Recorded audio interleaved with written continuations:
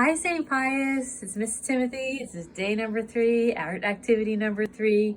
This one is going to be for anyone who wants to participate, but I'm going to use some skills and some technical language that the 5th through 8th graders could understand a little more than the younger ones. But of course, I would love it if the younger ones could learn from this as well.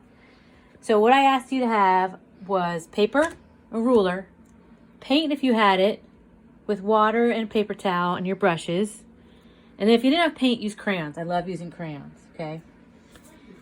So the first thing that I want to talk about is the orientation of our paper. Right now, I have the paper laying down in front of me. Can you see it against this white? Yeah. In the portrait-wise position or vertical position. You could also put your paper lengthwise, which is the horizontal or landscape position. You've heard me say landscape position of your paper in class, and sometimes that's confusing because you think it is a landscape drawing, which would be like a drawing of the land, the sea, mountains and trees.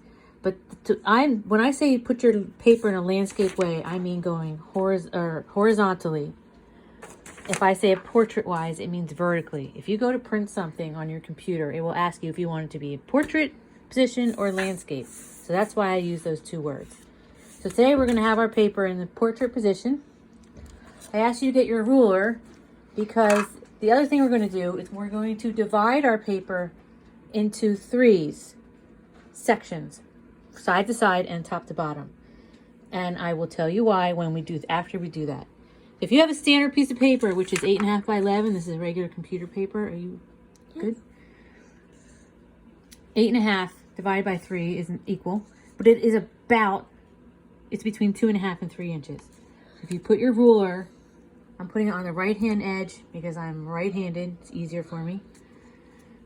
And I'm putting it at about 2.5 inches, and I'm folding this left-hand edge over to where it meets the ruler and putting a very mild, it doesn't have to be a perfect crease. I don't want it to be a flat crease. I don't want you to really bend the paper.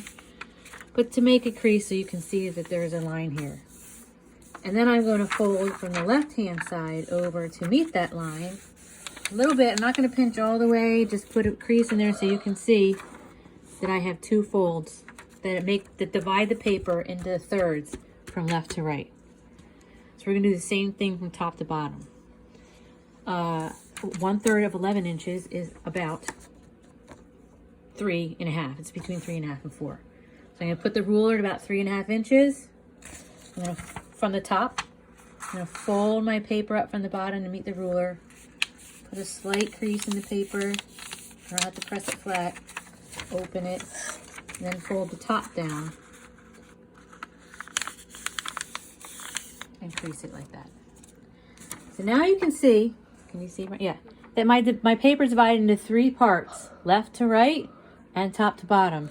And why we're doing this is because there's a rule in painting and drawing called the rule of the thirds, which means that painting or drawing divided into the thirds and having the main focal points on these lines seems to make the paintings more interesting than if you just divided it in half and put like the horizon line right in the middle of the paper and maybe put the sun in the middle of the paper. That's kind of predictable.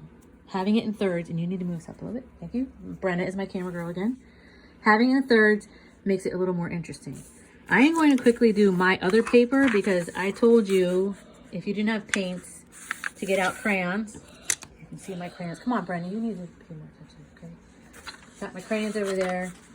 So I'm going to have 2 pieces of paper so I can show both groups of kids if you don't have paints and you're using crayons, okay? All right, Brenna. Okay. So we're going to start. One of the most common views, and a view that I think that you can all relate to and understand and picture, is a view of the shore, the beach, the seashore, right? And if we take our piece of paper and divide this into a scene of the beach shore into thirds, I think you can imagine that you would have the beach here, the ocean here, and the sky. It's like a perfect idea of dividing the page into thirds from top to bottom. So that is what I'm going to do with my paint. all right? I have paints. I didn't get out all my colors because I wasn't going to use them all. Of course, you can use all your colors. We're going to paint on this piece of paper. If you're using regular computer paper, this paper is going to tear easily if you keep going back and forth with your paintbrush. So just put the color on lightly and let it dry, all right? I'm going to start with the sand. If you have brown, you could use brown. You can mix colors if you want. I think an easy understanding of sand that everyone would understand is yellow. So that is why I'm going to use my yellow paint for my sand at the bottom. And then if you're using crayons, see, I'm just putting it on very quickly because I'm using computer paper, and if I keep going over and over again, first of all, it will curl, and second, it could tear.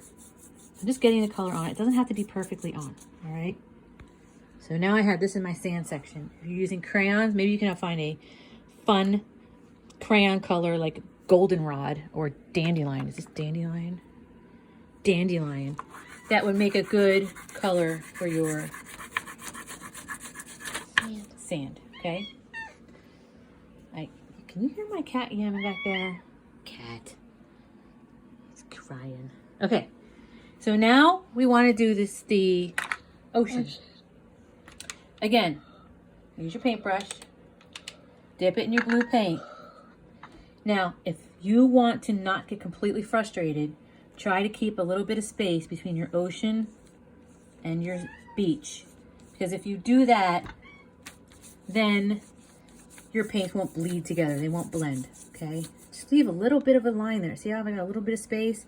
And if my paint runs a little bit, at least it is not running into the yellow beach, okay?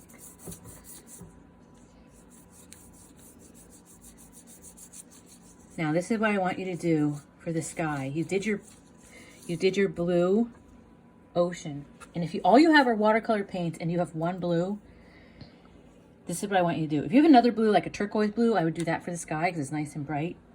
But if you have one blue and you did the blue for the ocean here, take your paintbrush, which already has some of that blue paint on it.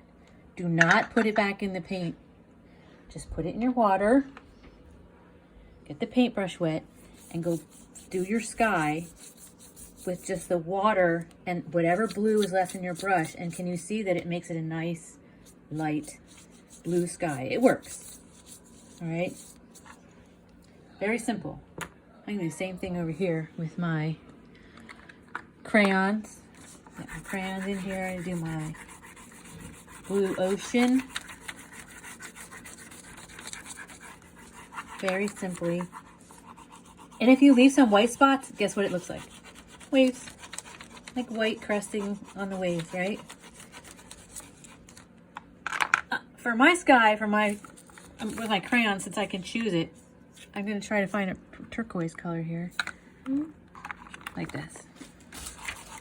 Because it makes it a nice, bright, summery looking sky. Okay?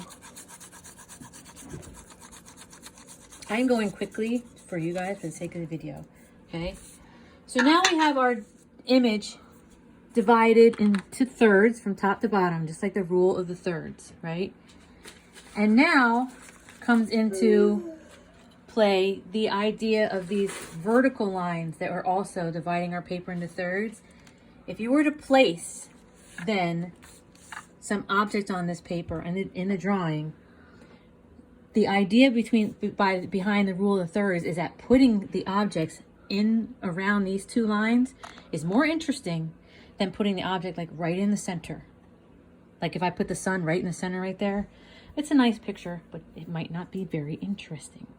So what I thought would be a good idea would be to put an umbrella, a beach umbrella, in our drawing. Brenna, come on. Okay. I'm using purple.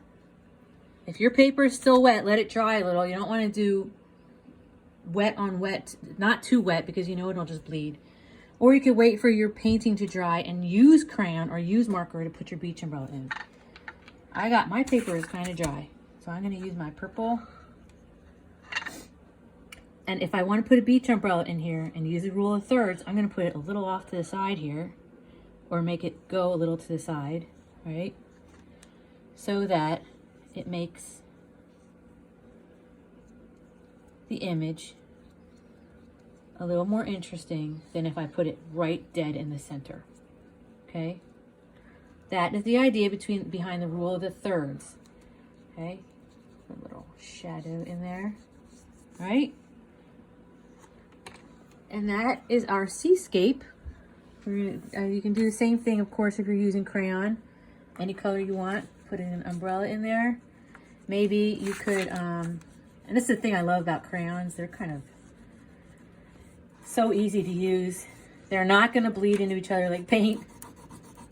And they blend together, okay? The colors. So this is our seascape. Using the rule of the thirds. It makes a nice drawing. Maybe you're going to put a beach ball in there. Find that line. This line over here is your left-hand line, and maybe put the beach ball there instead of like right in the center. All right? That is just an idea behind the rule of thirds. That is something like for the upperclassmen to try to compose their paintings. But that is all for today. Tomorrow, we are going to paint a little more, and we're going to talk about an 80s icon and perhaps paint some happy little trees, if you get what I'm talking about. All right? See you tomorrow, St. Pius.